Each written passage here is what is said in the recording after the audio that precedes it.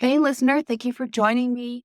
We are doing a little bit of a series in these coming weeks on memoir. So, we started last week where Stephanie and I talked about my upcoming memoir course that is now open for enrollment. You can use the link in the description to join me. And then these upcoming weeks, we're going to be talking with guest episodes and about memoir, about the different forms it can take, the mental and physical health benefits of writing down your story, exploring your past, and even going so far as to sharing your story. So I hope you'll enjoy this series. Um, the memoir course that I'm launching, this is the second iteration of it. I'm so excited because I've got so much bonus material.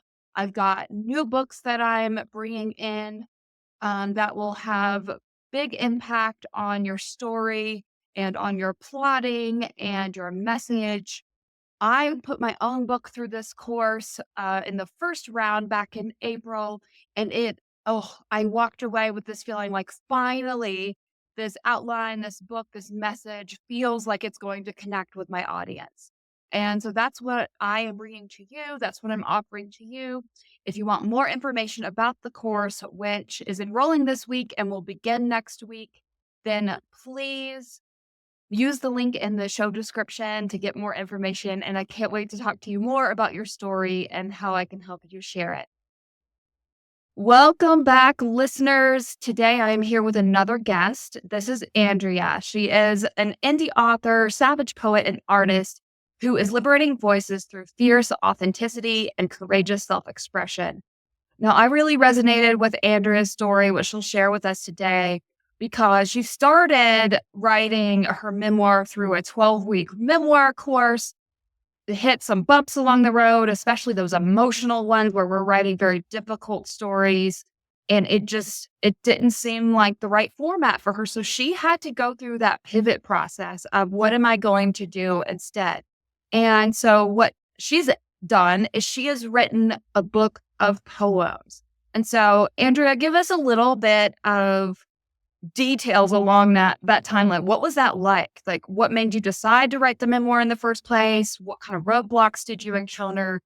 And what did that pivot look like? Yeah, so I'd say my book is somewhat of a hybrid of poetry and healing and a little bit of memoir, like little pieces of stories that explain the poetry. But so how it started was I was going through an empty nest period. A lot was happening. There was a lot of shifting in my life. We moved out of our home that we raised our kids in. I was trying to find employment. We moved into a new place to live, and then the pandemic came. And like a lot of people, I was trying to figure out what am I doing? I had a yoga studio. I had to shut it down Mm. because we weren't allowed to teach. So I started writing, and I was writing innocently just to sort of recap the previous decades of my life innocently, not knowing what was going to come. And that writing uh, put me into a very dark and scary place because I was unsuspectingly looking at the details of my life that I never took the time to look at because I was, hustling through life. And I mentioned this many times in my speaking, but it was like I entered a cave and then I turned around to get out and there was no way to exit the cave. It was dark and scary. Uh, so I didn't just lay there. I did a lot of things because I'm very proactive in my life, right? So I still did all the things you do to stay alive, eat, exercise. I still have my family. I was trying to navigate that, but I was slipping into a depression. And I registered for this 12-week memoir course. It was phenomenal. I learned a lot. We had to read some memoirs. We had to learn a lot of the do's and don'ts of memoir writing. All the things. I watched some documentaries that were memoirs turned into documentaries.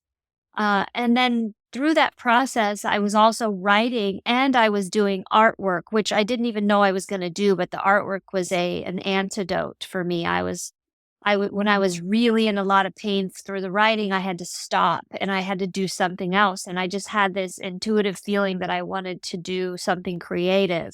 And I have already been an artist for a long time, doing different modalities of art. So I just gravitated toward that.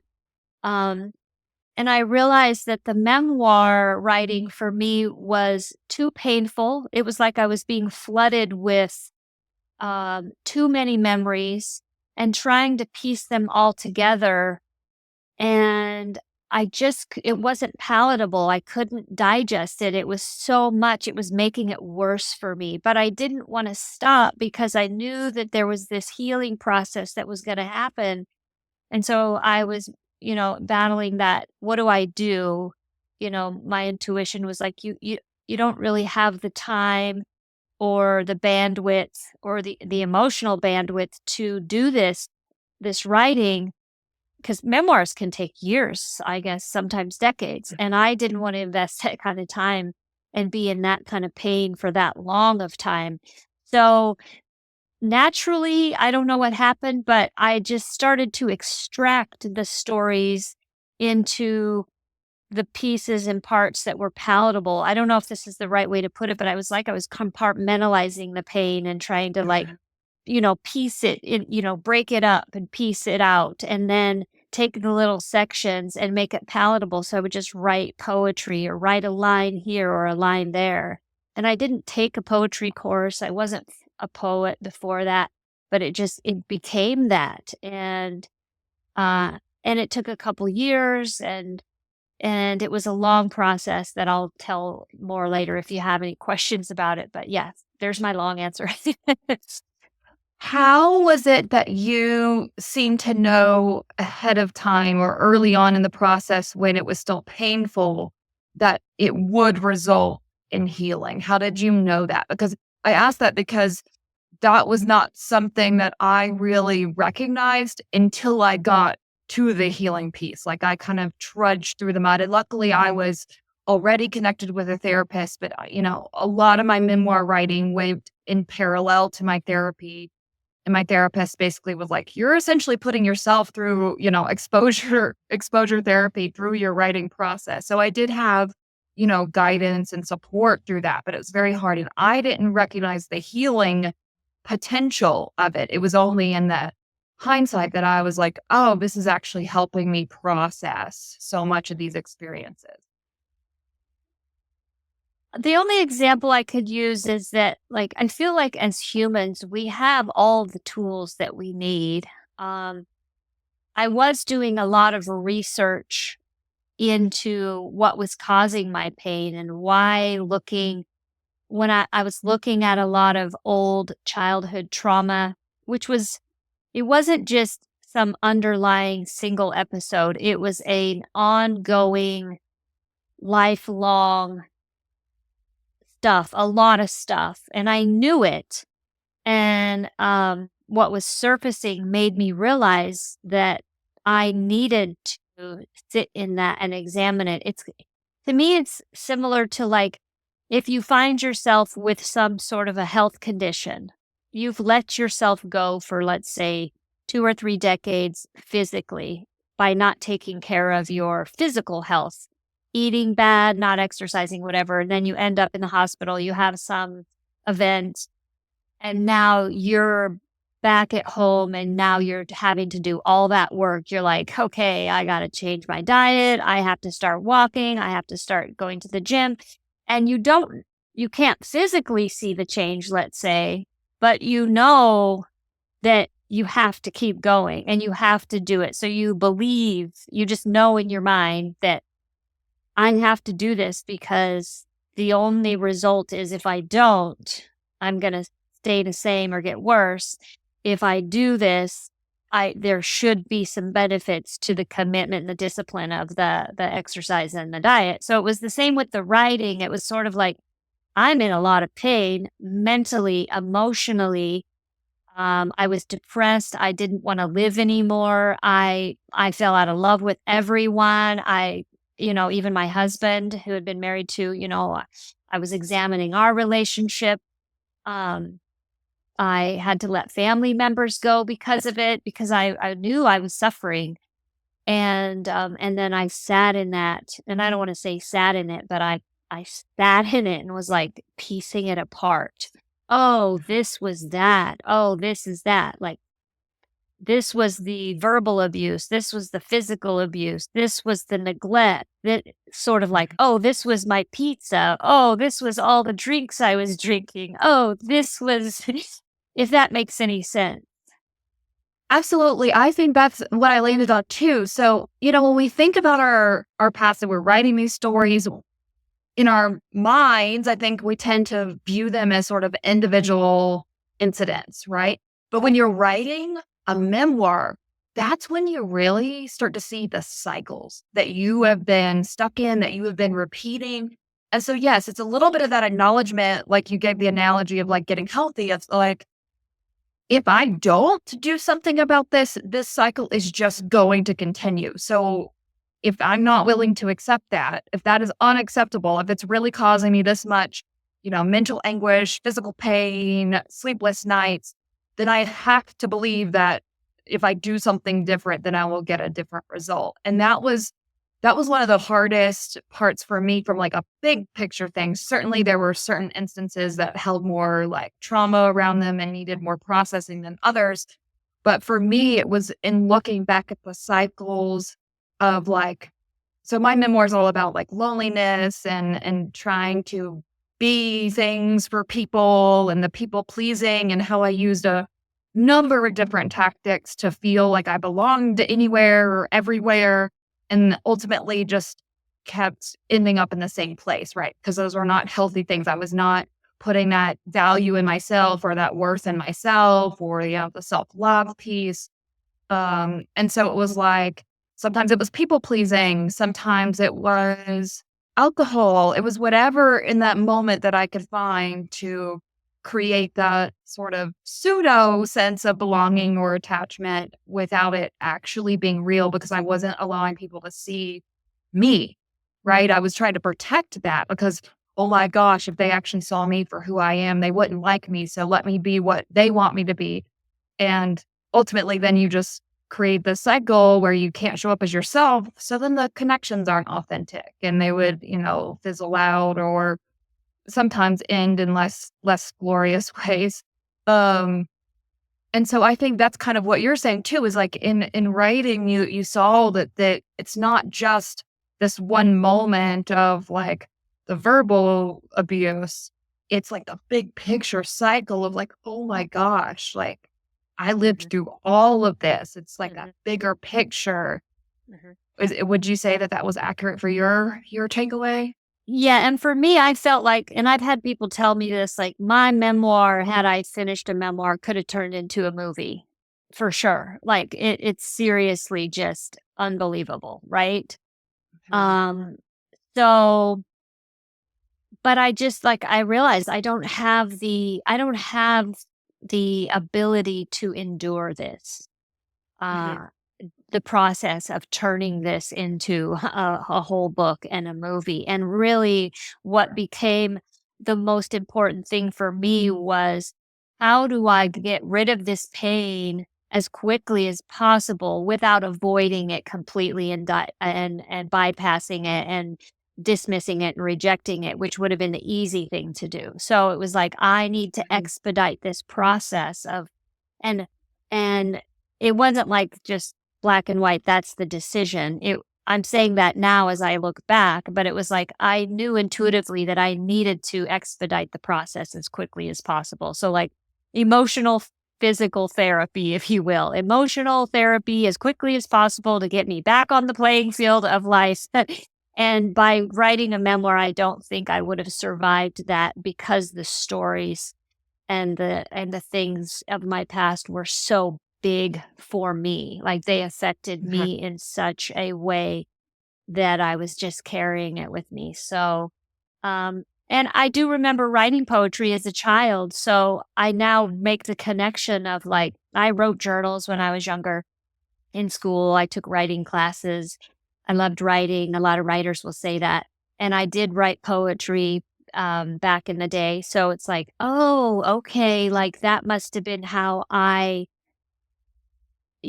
soothed myself as a young person too, was to write poetry. The poetry I wrote now was, I mean, my book is like, it's not the happy poetry. It's angry poetry. It's resentful poetry. It's the feelings that you've even talked about on your podcast.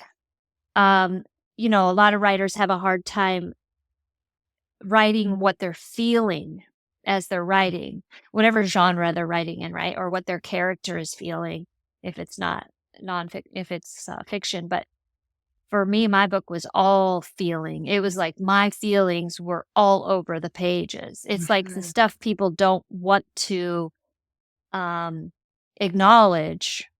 I was just all getting it all. I was purging.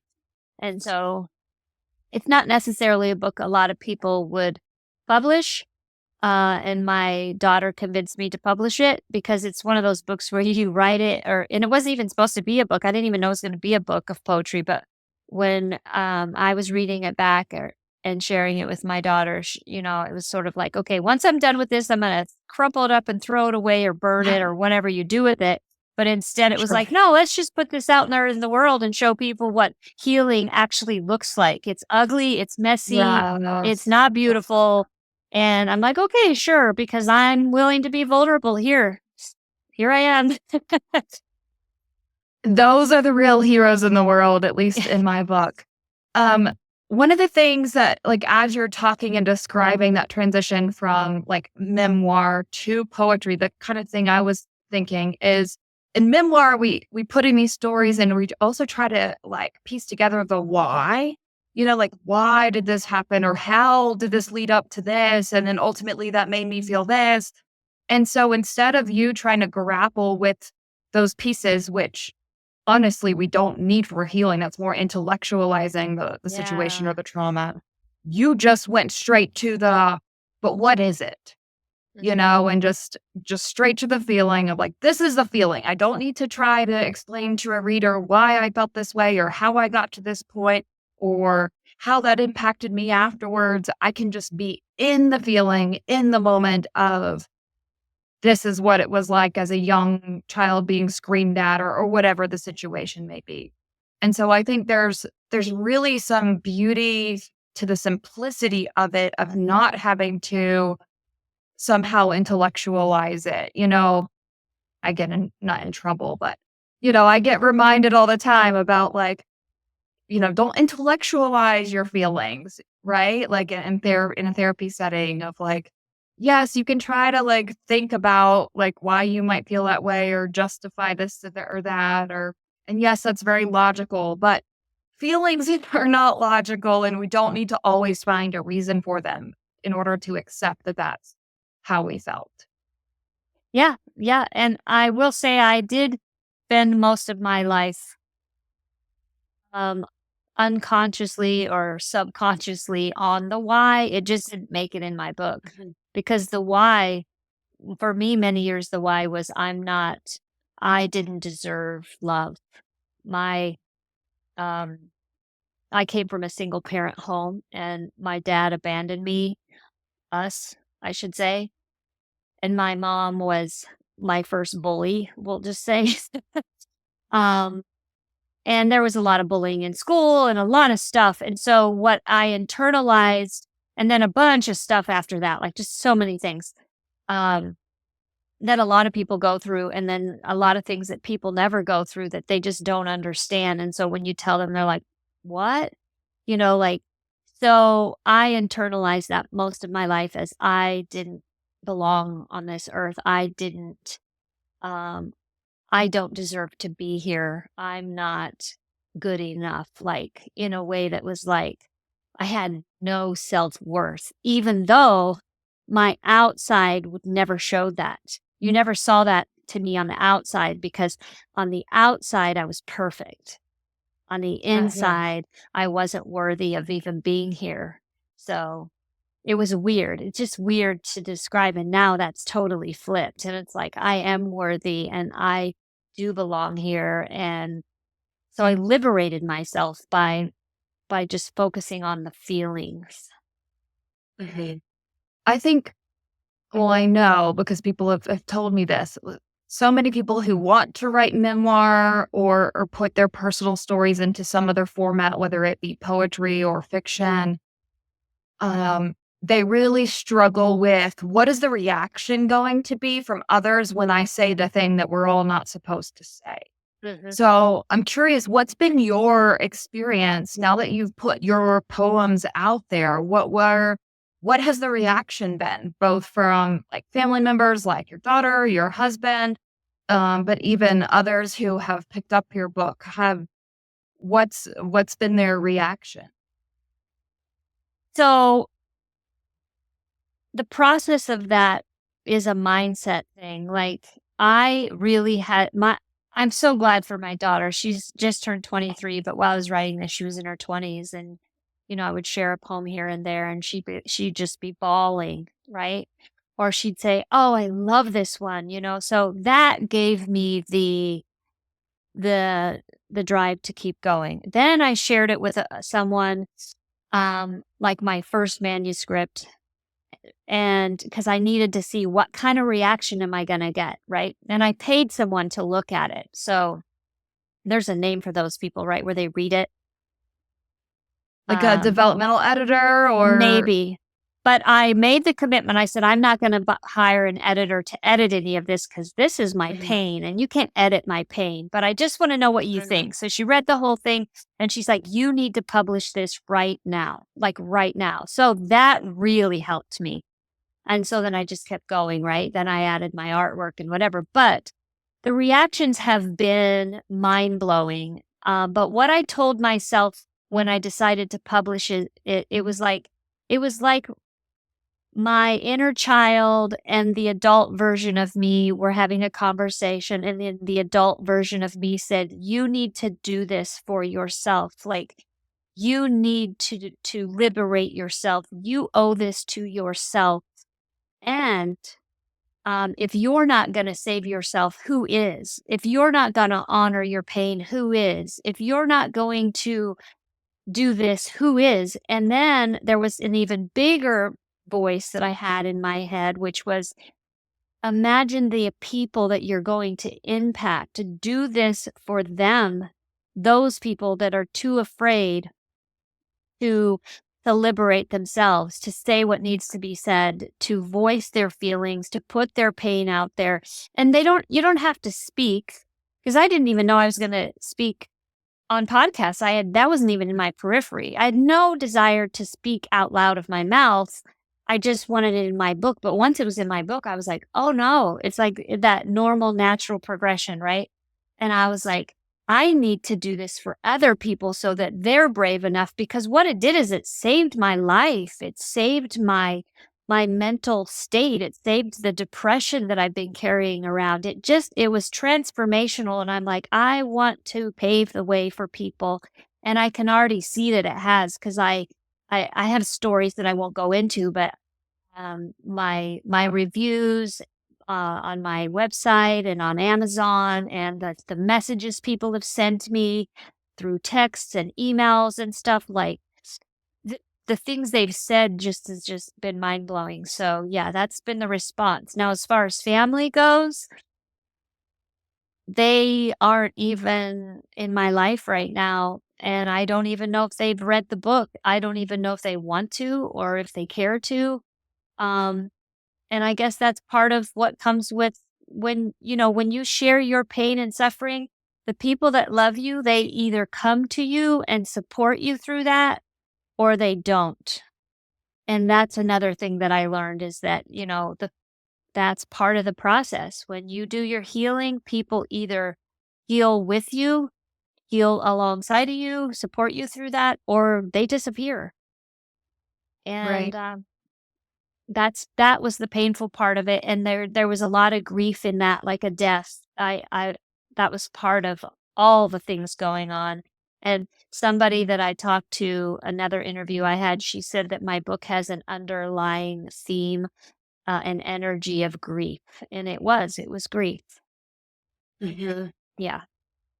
Oh, yeah. I mean, I I think anytime we look back at the past and we see the opportunities that either we missed or that we just didn't have because they weren't given to us, the kind of death of the various versions of ourselves that we could have been, might have been, etc. There's grief and loss with all of that you have to process. But much like you expressed, I have not experienced anything in my life that's been as healing and so much of a foundation of my personal growth as writing my memoir has been. Um, I don't think. I mean, I guess it's hard to know, but like I just don't sense that I would have found that level of understanding of myself and the push to make the changes, the drastic changes in my life that I've made over the last year or so, if I hadn't gone through that process of like really looking back and being honest about what things were, what my role in those things were, and just sort of taking that really true look in the mirror, not even the mirror, because mirrors we know are not super accurate of ourselves, but just being able to look back and see those things has been such a source of my personal growth. It's why I encourage everyone, even if you are never going to publish it, even if you don't get to the point where you and I have gotten to where we're like, okay, I've lived through this and my experience could help someone else potentially recognize, things in their own life, or I can just speak truths that others are not ready to speak yet. And I can serve as maybe a guidepost to help someone else along their path. Even if someone never reaches, that point where they want to share it, even if they stop where you were at one point of like, okay, I'm going to finish writing this and then I'm going to throw it in the fire. But at that point, you had already experienced the healing benefits, or at least a large amount of the healing benefits of writing it down. Now, I haven't shared a bunch of mine yet, but I suspect that there's even more that comes with actually putting it out there and that added vulnerability of that. And getting to experience that feedback of, oh my gosh, this meant so much to me. This has really helped me in my life, etc. Yeah, and I'm gonna agree with you 100% on that because when I was in my 30s, I was told by someone that I was in depression, and I was like, "Oh, you don't know what you're talking about, right?" And then I had a bunch of things happen. I had a pelvic floor collapse, diagnosed with depression, and thyroid disorders and all these things. Didn't buy into any of it. I was like, "Nope, nope, nope." Dismissed all of it, right? And then in my 40s, early 40s, I drug myself literally into a yoga studio. I told my husband, I said, I'm not going to make it. My depression's back. I'm not going to make it. Ended up in a yoga studio, got 3 yoga certifications and taught yoga for 8 years. Ooh. I took Kundalini training, Hatha training, Ayurveda training, restorative training. I was teaching, teaching, teaching. I'm like, I'm good. I'm good. Right. I'm the queen of bypassing. Let me tell you. Queen of being just totally fine. And I was fine for a while because when you're helping people and serving other people, that really does a lot. But the truth was, Mhm. all of that underlying trauma was still sitting right there, just waiting. And the minute the opportunity came, which I didn't go looking for it, it showed up. And I remember one of the first things I said to somebody was, it was like my inner child said, okay, you're done. Get out of the way. I have something I want to say. And she just came out and she was an angry little girl and young woman too. Not just my little girl and me, but the 20-year-old and the 30-year-old in me showed up and said, I'm Yeah, sorry, but I am pissed off and I have something I want to say. Right. So no amount of all the personal growth, the 200 books I've read now, the probably 50 courses I've been in, all of my degrees and health certifications, the yoga certificate, none of that fixed any of it. But the writing, that was clarity. Writing is clarity. And even now in my state as I sit here, if I'm confused about something or I'm in turmoil about something, I'm going to go sit down and start writing because I need clarity. absolutely. So, yeah. Absolutely. They should probably There's teach more probably writing classes in school than they do math classes. It would probably fix a lot of our societal problems if kids were taught right. to write what they're internalizing instead of being sent to their 7th math class you know, it's like I'm not devaluing math, but look at our emotional and mental state. Like writing should be on the top of the list. Mhm. It's interesting too because I think it's universal. I haven't read the book, but I've heard it talked positively about a number of times the body keeps the score, right? Yeah. And so it's like it's interesting that you highlight all those physical things, mental health things that like were early knocks on the door, right? And then you ignore them, we push them aside. I had the same sort of thing, like, health issues, digestive system issues, anxiety, Mhm. all sorts of things, right?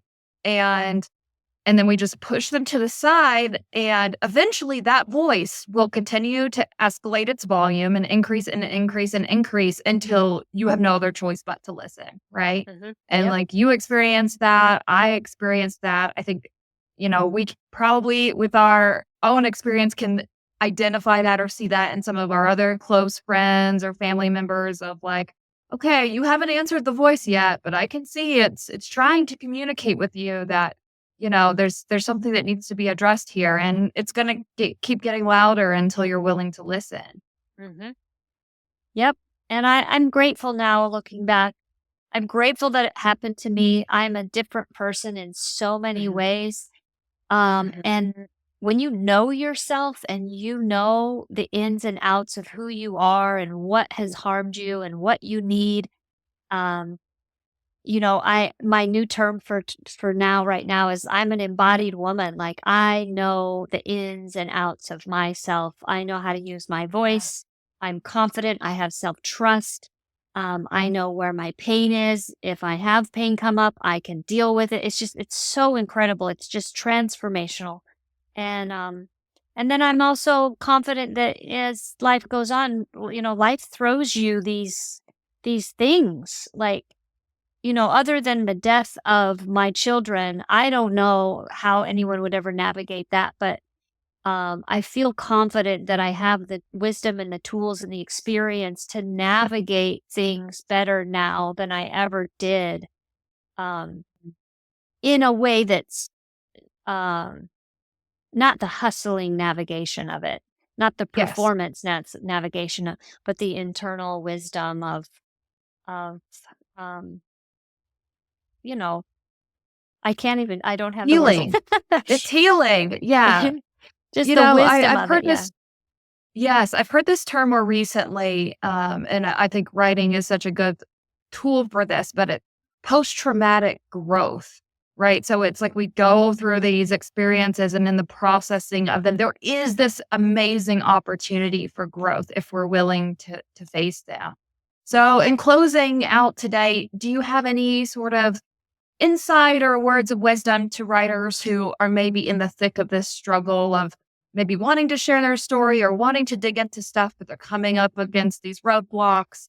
Do you have any insights to share?